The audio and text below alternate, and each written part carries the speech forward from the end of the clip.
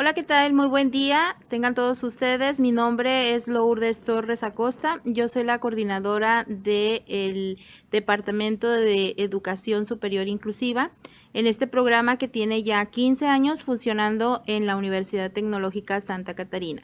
Hoy les vamos a platicar entre su servidora y dos compañeros más del Departamento de Inclusión, el licenciado Joaquín Garza Salas y la maestra Xochitl Rodríguez, acerca de algunas pautas a seguir para la correcta interacción con las personas con discapacidad o sus compañeros, en este caso, que cuentan con alguna discapacidad y que van a estar llevando con ustedes todo el programa educativo. A veces la incertidumbre de cómo interactuar con ellos, qué decirles o qué hacer, puede llevar a caernos a veces en algún error o alguna situación, y por eso mejor queremos compartirles con ustedes algunas estrategias y pautas que pueden trabajar. Primero que nada les platico que aquí en la Universidad Tecnológica tiene ya 15 años, como les comento, funcionando el programa de educación superior inclusiva para personas con discapacidad, en donde el objetivo que tiene es que todas las personas con algún tipo de deficiencia o discapacidad puedan cursar sin problema su educación superior en la carrera que ellos hayan elegido de la oferta educativa con que cuenta nuestra Universidad Tecnológica. A continuación les voy a mostrar la imagen que se encuentra, de un panorámico que se encuentra al inicio o a la entrada de nuestra universidad, y que tiene un mensaje que para las autoridades educativas de este plantel y para nosotros tiene mucha importancia. El mensaje dice: aquí se transforman realidades con inclusión y equidad. ¿Por qué? Porque la realidad ahorita es que desafortunadamente la mayoría de las personas con alguna discapacidad son personas discriminadas, son personas a las que no se les da la oportunidad de tener una superación personal a través de la educación inclusiva. Y nosotros lo que hacemos aquí precisamente es transformar esa realidad, aplicar valores como la inclusión y la equidad para que estas personas queden en una condición de igualdad a todos los demás estudiantes que no tienen alguna discapacidad. Enseguida les vamos a mostrar un video de cómo se interactúa con personas con discapacidad.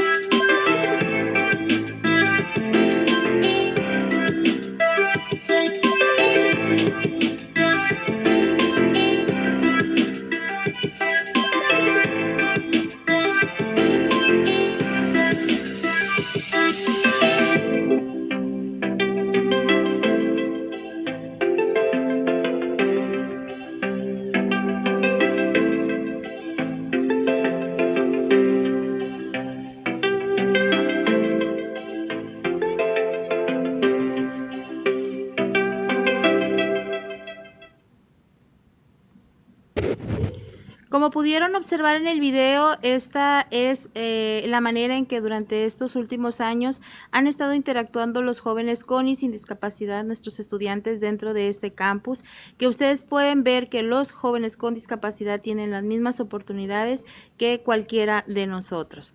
Por eso, en esta pequeña charla vamos a tener algunos conceptos y algunas situaciones que ustedes pueden aprovechar en el día a día al interactuar con sus compañeros con discapacidad. Vamos a contestar las siguientes preguntas. ¿Qué es la discapacidad? ¿Quién es una persona con discapacidad? ¿Cómo es correcto referirnos a ellos? ¿Y qué puedo hacer para practicar y fomentar la inclusión dentro de mi universidad?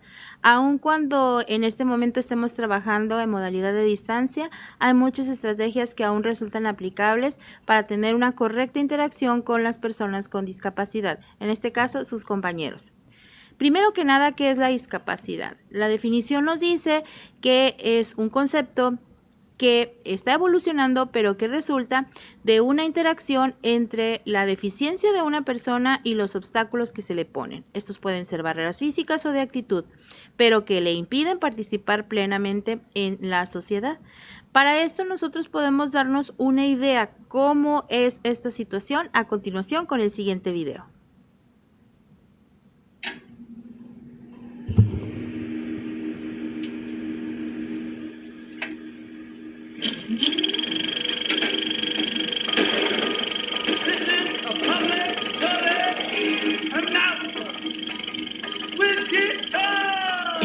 En el año 1954, imágenes como estas eran comunes. La sociedad de la época no permitía a afrodescendientes en las universidades y los trataba injustamente a causa de una diferencia: el color de su piel. Por ejemplo, les tocaba sentarse en la parte de atrás del bus y no podían usar los mismos bebederos que usaban los blancos. Debían usar bebederos especiales, bebederos solo para negros. Durante muchos años, la población afrodescendiente vivió la injusticia de no tener garantizados los mismos derechos que sí tenían garantizados los que tenían la piel más clara. Sin embargo, muchas personas que sabían que ahí había un problema y que tocaba solucionarlo, lucharon para cambiar esa situación.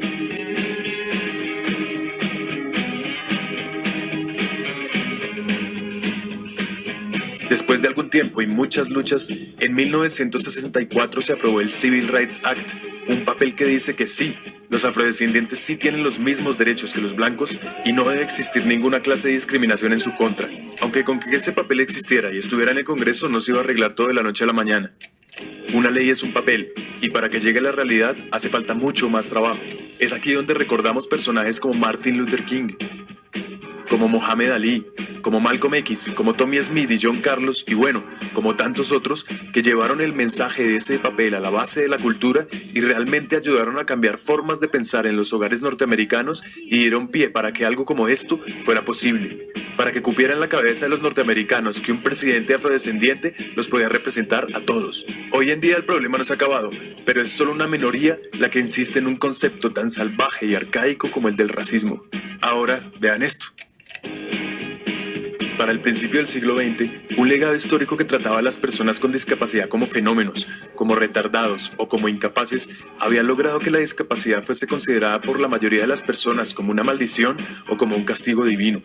La sociedad de la época entendía las diferencias físicas, sensoriales, intelectuales o psicosociales como algo inaceptable y creyó que lo correcto era esconderlas o construir lugares donde vivieran aisladas. Así, los ciudadanos supuestamente normales se desentendieron de las personas con discapacidad y continuaron construyendo un mundo excluyente, lleno de barreras. Muchos fueron encerrados de por vida en esas instituciones, incluso en contra de su voluntad, para sufrir tratos inhumanos y degradantes. No se les permitía tomar decisiones y se les hizo creer que jamás podrían vivir por ellos mismos. Se les hizo creer que eran menos, que no eran suficiente. De hecho, se los llamó minusválidos. Durante la primera mitad del siglo XX, el pensamiento de los médicos era que las personas con discapacidad debían ser curadas de su enfermedad y que en el momento en que estuvieran sanos, volverían a ser parte de la sociedad. A punta de terapia, les hicieron creer que su problema se les quitaría, pero mientras ese día llegaba, ¿qué? En algunos lugares, hasta se esterilizaba a las personas con discapacidad o existían leyes que les prohibían casarse o incluso aparecer en público.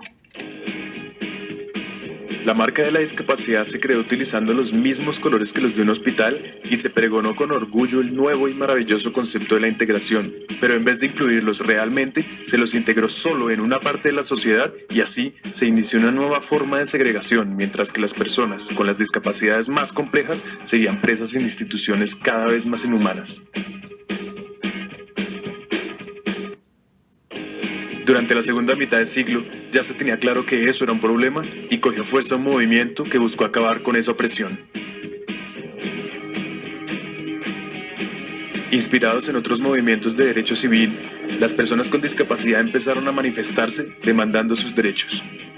Activistas lucharon por lograr avances en accesibilidad a los sistemas de transporte masivo, a los sitios públicos, a la información, a la salud, a la educación, al empleo, es decir, a las cosas básicas que cualquier persona tiene derecho.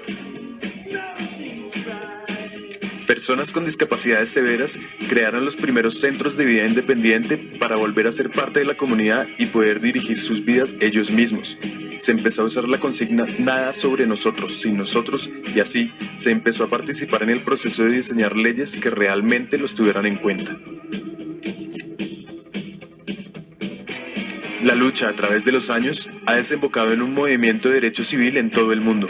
En los países desarrollados y en los que están en desarrollo, las personas con discapacidad demandan sus derechos, demandan su libertad y su igualdad de oportunidades. Y aparte de las leyes que en cada país se han ido desarrollando, en 2006 aparece la Convención de Derechos de Personas con Discapacidad de Naciones Unidas, un instrumento internacional que dice que la discapacidad no la tiene la persona, sino que resulta de la interacción entre personas con deficiencias y las barreras debidas a la actitud del entorno que evitan su participación plena y efectiva en la sociedad en igualdad de condiciones con las demás.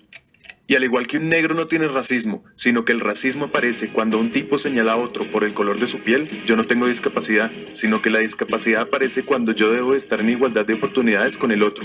Lo que tienen las personas son algunas limitaciones que pueden sobreponerse gracias a ciertos ajustes que implementados garantizan la igualdad de oportunidades. Y pilas. Son la sociedad y el gobierno los que tienen que garantizar estos ajustes. Si no los garantizan, estaríamos aceptando discriminaciones y abusos que a estas alturas no debemos permitir. Entonces, sabemos que no es ni exclusión ni integración lo que necesitamos, sino una verdadera inclusión social. Y es nuestro deber llevar las leyes que tenemos a la calle y producir el cambio de no ver a las personas con discapacidad como unos enfermos, sino como sujetos de derechos, ciudadanos como todos nosotros. Despierten, ayúdenos a cambiar esta situación.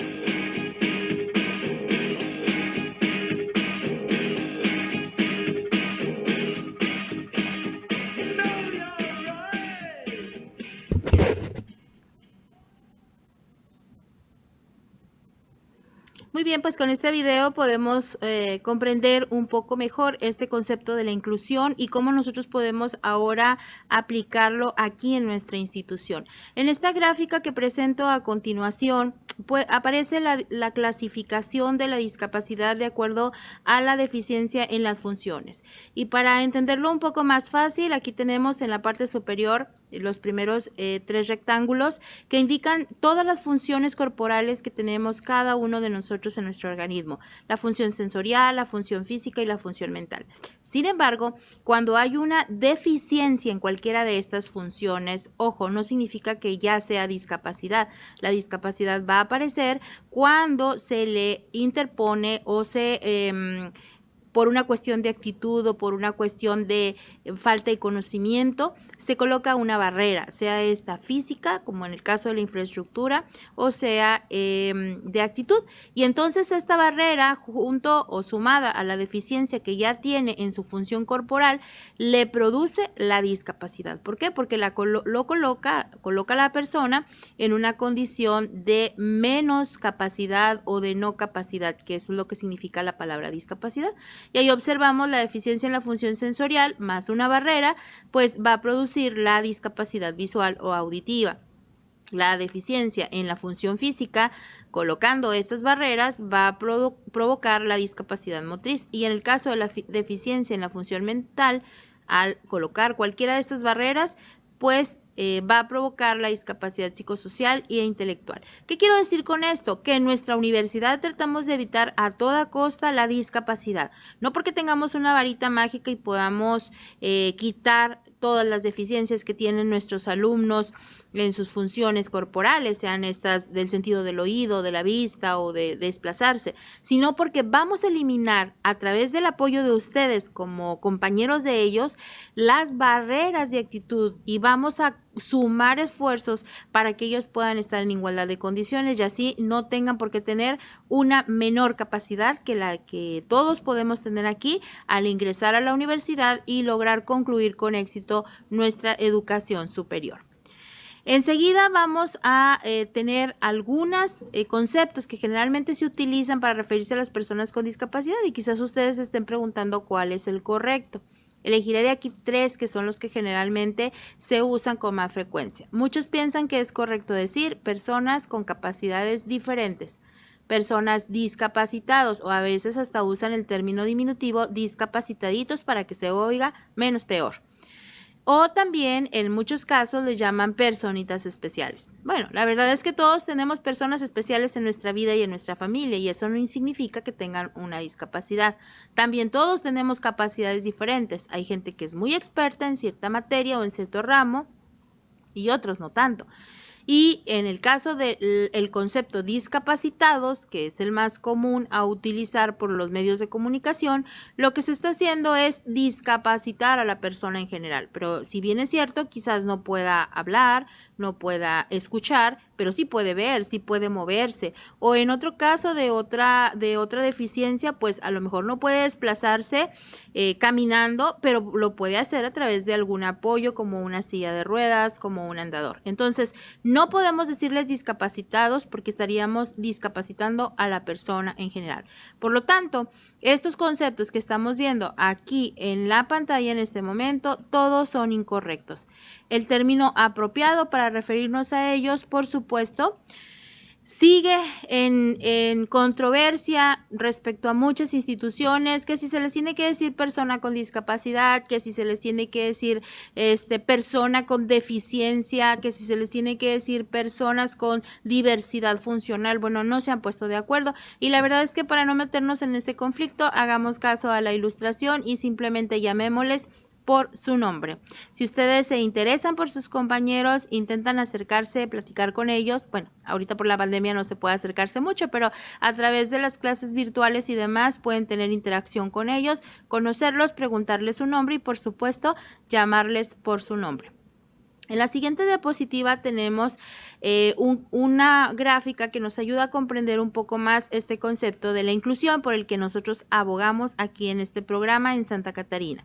No excluimos a las personas, no las sacamos de salón o no los dejamos en un lugar aparte, simplemente queremos que todos reciban las mismas oportunidades. Por eso lo correcto en el recuadro inferior derecho es la inclusión, donde todos tienen acceso a las mismas oportunidades, pero también se les exigen lo mismo, o sea, tienen las mismas obligaciones.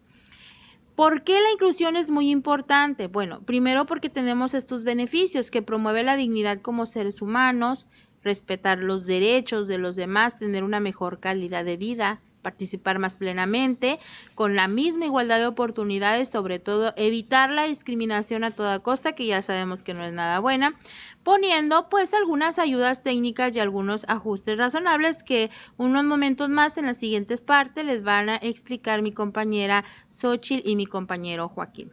¿Cómo funciona este programa en la universidad? Tiene 3 fortalezas muy importantes, que es tener personal capacitado, contar con la accesibilidad, no solo en la infraestructura, porque ahorita pues no estamos utilizando instalaciones, pero sí en todo lo que tiene que ver con acceso a la información. Para ello se requiere utilizar algún equipamiento especializado para convertir esta información en accesible.